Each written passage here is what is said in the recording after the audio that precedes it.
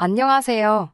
가진 거 쥐뿔 없이 지 가족밖에 모르는 남편과 갈라선 30대 여성입니다. 남편과 저는 봉사활동을 하며 만난 사이입니다. 저는 남편의 성실하고 책임감 있는 모습에 호감을 느꼈고 남편은 제 상냥하고 다정한 모습에 반했다고 하더군요. 저희는 봉사활동을 마치고 맥주 한 잔을 한다던가 봉사활동을 핑계로 따로 만나서 밥을 먹고 차를 마시는 식으로 사적인 만남을 몇 번 가졌는데 그만 이 사실이 눈치 빠른 누군가로 인해 봉사활동 모임 내에서 소문이 났어요. 그렇게 저희는 얼떨결에 공식적인 커플이 되었지요. 그렇게 남편과는 총 2년의 연애를 했는데 연애하는 동안 소위 서로 눈에서 눈물 나게 하는 일 없이 큰 사건 사고 없이 잘 만났습니다. 남편이나 저나 나이도 적지 않았기 때문에 결혼 이야기가 나오는 건 어찌 보면 당연한 일이었어요. 특히 저는 35전에는 꼭 아이를 갖고 싶었기 때문에 조금씩 조바심이 들더라고요. 그리고 얼마 지나지 않았을 무렵 남편이 이런 제 마음을 눈치챘던 건지는 모르겠지만 돌아오는 주말에 저희 부모님께 인사드리러 가고 싶다는 말과 함께 프로포즈를 해왔습니다. 저희 집에 인사를 드리러 갔을 땐 전반적으로 화기애애한 분위기였습니다. 친정아버지께서 남편에게 질문 공세를 퍼부으셨을 때를 제외하면 말이지요. 친정아버지께서는 남편에게 정확히 직장에서 무슨 일을 하는지, 연봉은 어떻게 되는지, 회사를 관두면 앞으로 계획은 무엇인지, 그리고 결혼을 하게 되면 집 문제는 어떻게 할 것인지, 와 같은 질문들을 옆에서 듣고 있는 제가 민망할 정도로 직설적으로 그리고 단도직입적으로 물어보셨습니다. 그리고 그런 아버지의 질문에 남편은 약간 긴장한 것 같긴 했지만 마치 기다렸다는 듯이 막힘없이 대답을 했고요. 특히 집 문제의 경우 시부모님께서 남편 앞으로 아파트를 해주기로 하셨다며 자신만만한 모습을 보였는데 저도 처음 듣는 이야기라서 정말 깜짝 놀랐답니다. 제가 정말이냐고 몇 번 더 물었는데 남편은 속고만 살았냐며 시부모님께 결혼할 여자가 있다고 하니 아파트를 사준다 하셨다며 걱정하지 말라더군요. 친정부모님은 이런 남편이 마음에 드신 눈치였고 그렇게 저와 남편의 결혼을 허락하셨습니다. 집을 계약하고 나면 그에 걸맞는 혼수와 예단을 해서 보내시겠다 하셨고요. 그리고 얼마 후 이번엔 제가 시댁에 인사를 드리러 가게 되었습니다. 남편 말에 의하면 시부모님은 얼마 전까지 사업을 하시다 은퇴를 하셨고 노후 준비는 다 되어 있으시다 했어요. 지금 살고 계신 집도 시부모님 명의로 되어 있기 때문에 자식들에게 손 벌리실 분들은 아니니까 걱정하지 않아도 된다고요. 시댁에 도착하니 어머님께서 제 이야기를 많이 들으셨다며 어서 오라고 반갑게 맞아주셨습니다. 어머님께선 당신이 음식 솜씨가 좋지 못하다며 식사는 시켜 먹자고 하시더군요. 첫 만남부터 며느리감을 부려먹는 집들도 있다던데 그에 비하면 양반이지 싶어서 별로 신경 쓰지 않았습니다. 중국 음식을 시키고 음식을 기다리는 동안 어머님 아버님과 이런저런 이야기를 나누게 되었어요. 이제 2번 다시 볼 사이도 아니니 허심탄회하게 털어놓겠습니다. 하루 왼종일 돈 이야기만 하시더라고요. 주식이 어떻고 부동산이 어떻고 그러다 자연스럽게 집 이야기가 나왔습니다. 어머님께선 저더러 아내 가정가구는 뭐로 채울 거냐, 예단은 어떻게 할 거냐 그런 것들을 노골적으로 물어보셨어요. 저는 일단 집을 보고 집에 걸맞는 수준으로 친정에서 해주신다 하셨다고 말씀을 전했습니다. 어머님께선 그럼 예단부터 하자는 식으로 말씀을 하셨는데 이 부분은 저 혼자 정할 수가 없어서 친정부모님과 상의해보겠다고 말씀드렸지요. 솔직히 말하면 이때 조금 느낌이 쎄하기는 했는데 딱히 뭐라고 꼭 집어 말하기는 어렵고 아무튼 하루 종일 어머님 곁에서 적당히 내내 해가며 하루를 보냈습니다. 상견례까지 마친 이후로는 정말 본격적으로 부동산 투어에 나섰습니다. 솔직히 이것도 많이 늦은 감이 있었는데 이렇게 된 데는 또 그 나름의 사연이 또 있어요. 집을 해주신다던 어머님께선 식장을 예약하고 나자 말을 살짝 바꾸셨습니다. 저더러 2억을 줄 테니 예산에 맞는 집을 사라고요. 문제는 그때가 2020년이었습니다. 서울에 2억짜리 아파트가 있을 리 만무했지요. 있다고 해도 없는 거나 마찬가지인 아파트들이었달까요.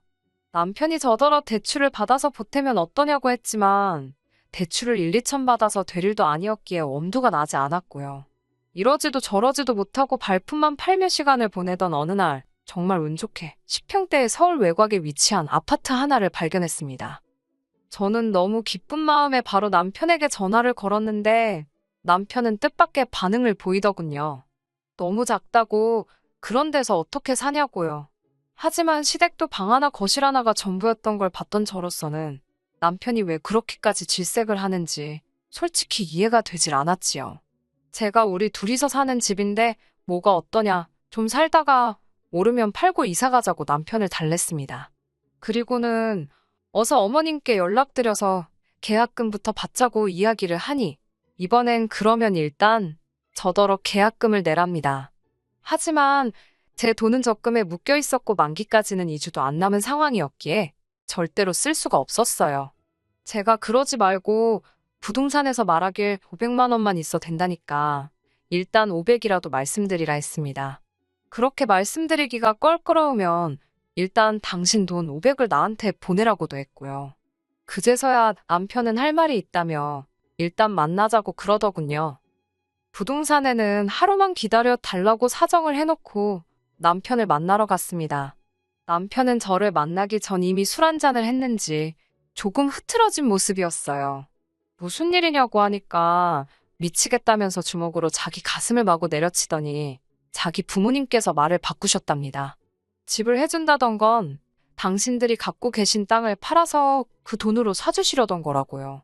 그런데 서울 집값 오르는 걸 보니까 당신들 땅도 오를 것 같아서 아까워서 지금 못 파시겠다고 그러시더랍니다.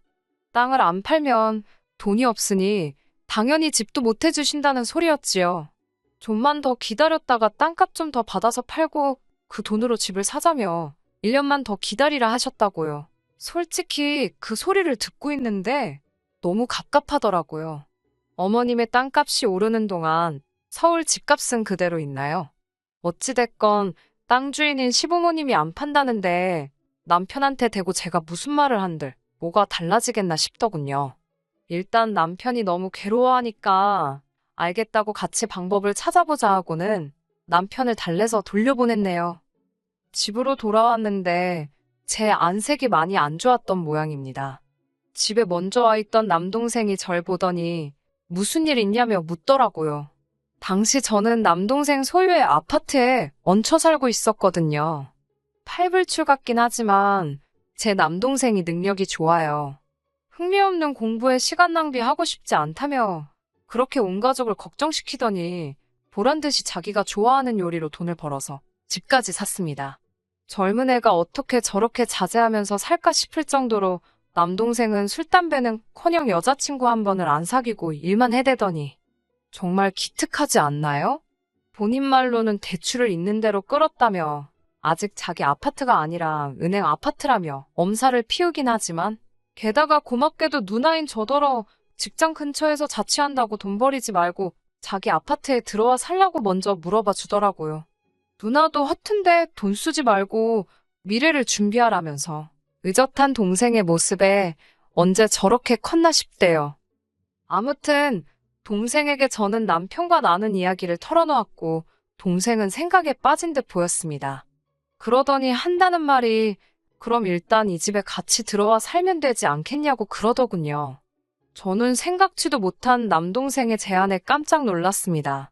말도 안 된다고 아니라고 결혼을 그냥 천천히 하던지 다른 방법을 찾아보겠다는 저에게 동생은 매형이 좋은 사람 같았다며 돈 때문에 누나가 좋은 사람을 놓치지 않았으면 좋겠답니다.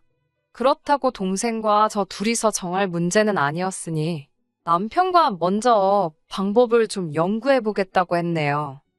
이튿날 저는 다시 남편과 만났고 남편에게 그럼 일단 당신이 모아둔 돈부터 말해보라 했습니다. 이때만 하더라도 만약에 남편이 한 7, 8천 정도 모아둔 상황이라면 제가 모아둔 돈과 합쳐서 전세라도 구할 작정이었거든요. 그런데 남편의 말은 가관이었어요. 한참을 쭈뼛대며 말을 못하길래 뭔가 있구나 싶어서 추궁을 하니 돈이 하나도 없답니다. 이게 말이 되는 상황이냐고 직장 생활을 10년 가까이 해놓고 모아둔 돈이 어떻게 영원일 수 있냐고 따지니 시부모님의 집 해주신다는 말을 철석같이 믿어서 그러면 자기도 장가가기 전에 뭐 하나 해드려야겠다 싶더랍니다. 그래서 차를 바꿔드렸대요. 황당하죠? 저는 진짜 기절하는 줄 알았습니다. 그걸 어머님 아버님께서 받으셨냐고 물으니 엄청 좋아하시더랍니다. 저는 정말 너무하단 생각을 했어요.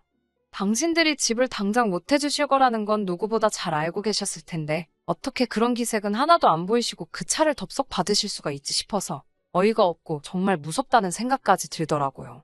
제가 너무 화가 나서 그 차 돌려받아 오라니까 그렇게 어떻게 하냐고. 그러면서 자기도 죽고 싶다고 너무 답답하다고 또 가슴을 내리치는데 그래도 그놈의 정이 뭔지 또 보고 있으니 마음이 안 좋더라고요. 아무리 머리를 싸매고 고민을 해봐도 방법이 안 나와서 결국 남편과 함께 친정부모님을 찾아가 사실대로 다 말씀드렸습니다. 그리고 친정부모님이 보여주신 반응은 솔직히 제 예상보다 훨씬 안 좋았어요. 남편 잘못이 아닌 건 알지만 어째서 나이도 먹을 만큼 먹은 양반들이 그렇게 무책임하냐고. 이러다 이 결혼 파토 나면 아들한테 무슨 원망을 들으려고 그러시는지 모르겠다. 우리를 얼마나 만만히 보면 결혼식이 코앞인데 직접도 아니고 아들을 통해서 그 소리를 듣게 하냐며. 솔직히 저희 아버지 말씀이 거칠긴 했지만 틀린 말은 하나 없었어요. 하지만 친정부모님께서도 차마 파혼하라 소리는 못 하시더군요. 그럴만도 한 게 청첩장도 이미 다 돌렸지. 게다가 저희 친정부모님은 두 분 다 교직에 오래 계셨고 그쪽이 체면 같은 걸 많이 중시하는 분위기거든요. 저도 저대로 사람들한테 차마 파혼했다 소리할 자신이 없었고요. 돌이켜 생각해보면 이혼보다는 파혼이 100배 1000배 나은 건데 그때는 이혼은 아예 생각지를 못했으니 결국 친정부모님께서는 동생의 의견대로 하자 했고 대신 혼인신고는 하지 말라셨습니다. 남편은 결혼식 당일날도 저희 부모님 앞에서 고개를 똑바로 들지 못했는데 그만큼 남편이 저자세로 나가서 그나마 저희 부모님도 노여움을 어느 정도는 가라앉히실 수 있었던 것 같아요. 그리고 그때는 시부모님도 어느 정도는 미안한 기색을 보이셨고요. 그런데 어쩌다가 근 1년 만에 그렇게 뻔뻔하고 염치가 없어진 건지 알다가도 모를 일이에요.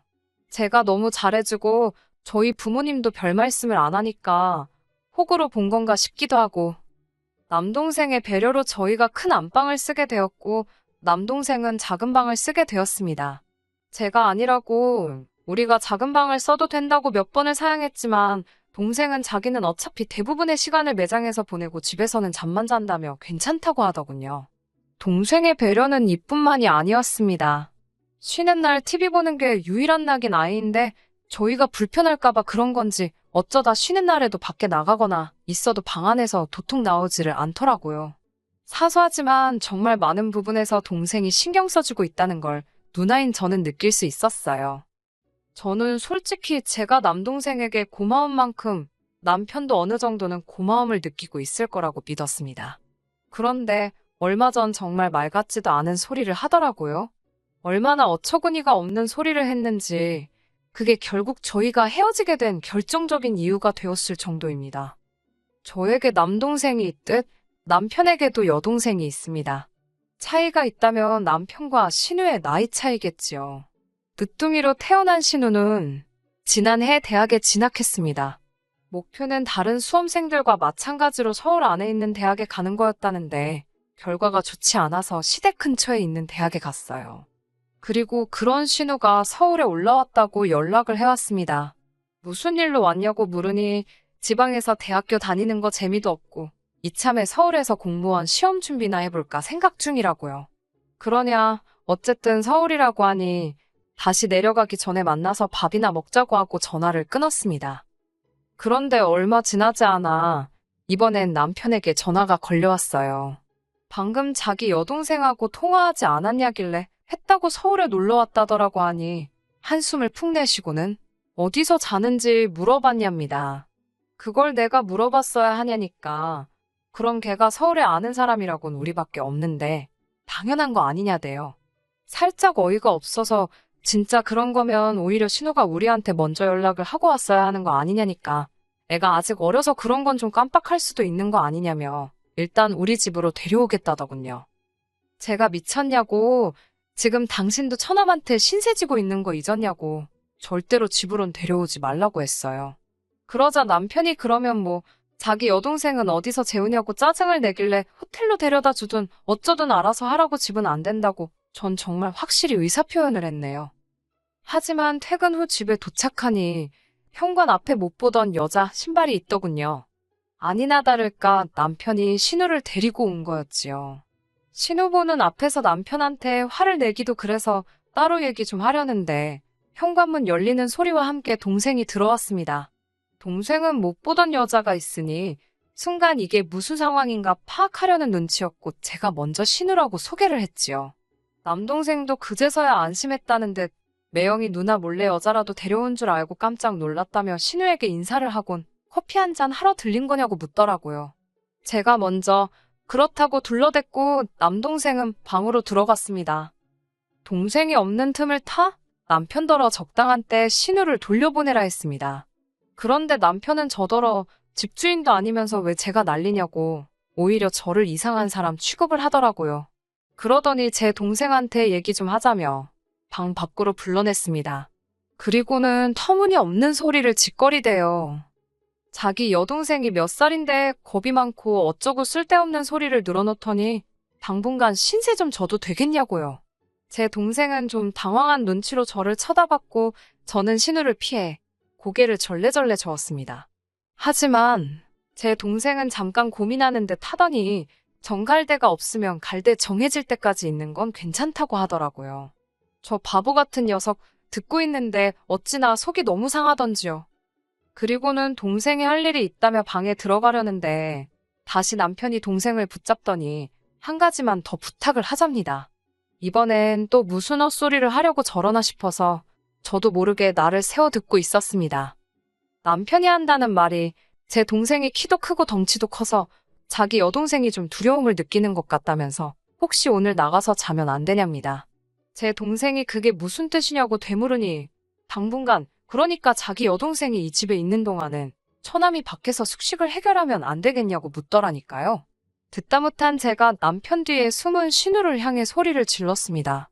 아가씨가 지금 연락도 안 하고 온 덕분에 이게 다 무슨 상황이냐고. 아가씨는 오늘 호텔 가서 자라고요. 그리고 남편한테도 내 동생 괴롭히지 말고 그렇게 아가씨 걱정이 되면 같이 나가라고. 같이 옆에서 자장가 불러주고 재워주든지 하라고. 여기 내 동생 집이고 우리 엄연히 빌부터 살고 있는 건데 당신이 뭔데 내 동생더러 나가라 말하냐고 아주 따발총처럼 쏴댔네요. 그러자 신우가 저더러 너무한답니다. 자기가 제 여동생이었어도 그랬겠냐고 그러길래 제 여동생이면 안 그랬겠죠. 라고 받아쳐버렸어요. 그리고는 남편한테 네 동생은 네가 챙기라고 내 동생은 내가 챙긴다고 악을 썼네요. 그러자 남동생이 누나 그만하라면서 매영 진짜 갈 곳이 없어서 그런 거면 거실에서라도 재우고 그게 아니면 억지 그만 쓰시면 좋겠다고 점잖게 말하더라고요. 그러면서 딱 덧붙이기를 매영 여기 계시게 하는 것도 다 저희 누나의 남편이라서 가능한 거라고 그걸 잊지 마시라고 한마디 더 하대요. 그 말을 들은 남편은 무슨 발작이라도 하듯이 아무리 그래도 그렇지 처남이 엄연히 아랫사람인데 자기한테 어떻게 훈계조로 말을 하냐면서 이렇게 싸가지 없는 사람인지 몰랐다고 억지를 쓰더라고요. 남매가 어떻게 이렇게 쌍으로 이기적이냐고 그러길래 니네 남매도 상으로 염치가 없다고 받아쳤습니다. 그러면서 말도 더 섞기도 싫으니까 네 동생 데리고 나가라고 했더니 남편이 저더러 후회 안 하냐입니다. 조금만 더 기다리면 어머님이 집 사주신다고 했는데 이런 식으로 행동하면 그 집에 제 지분은 하나도 없는 거라나요. 하나도 탐 안 나니까 눈에 보이지도 않는 집 가지고 유세 적당히 떨라고 저도 말 나오는 대로 그냥 퍼부숴 버렸어요. 그러면서 꺼지라고 아주 악을 쓰니 제 기세에 눌렸는지 남편이 어버버하면서 신우를 데리고 나가더군요. 그 일이 있고 나서 저희는 그동안 서로 서운했던 묵은 감정이 다 터져 나왔습니다. 조금이라도 다시 같이 살 생각이 있었다면 적극적으로 해명을 한다든지 어떻게 해서라도 풀어보려고 했을 텐데 정이 뚝 떨어져서 그런지 같이 마주 앉아있는 것 자체가 싫더라고요. 말끝마다 집 타령하는 것도 지겹고 그 집구석에서 네 여동생이랑 둘이 살던지 말던지 마음대로 하라 했습니다. 남편과 헤어진 이후로 저는 남동생 집에서도 나와서 혼자 오피스텔 구해서 살고 있어요. 더 이상 동생한테 신세지기도 싫고 누나로서 보여주지 말아야 할 모습을 보여준 것 같아서 마음도 안 좋고 그래도 무능하고 염치 없는 남편하고 너무 늦지 않게 헤어져서 다행이다 싶습니다. 얼마 전에 시부모님 소유의 그 땅, 그냥 심심해서 인터넷에 검색해봤는데 오르기는 개뿔, 그때보다 더 떨어졌더군요. 평생 그 소중한 땅 주고서 품에 꼭 끌어안고 살았으면 좋겠네요. 너무 고소합니다. 끝까지 들어주셔서 감사합니다. 오늘의 사연은 여기까지입니다. 구독과 좋아요, 알람 설정 부탁드리고 더 좋은 사연으로 다시 찾아뵙겠습니다. 감사합니다.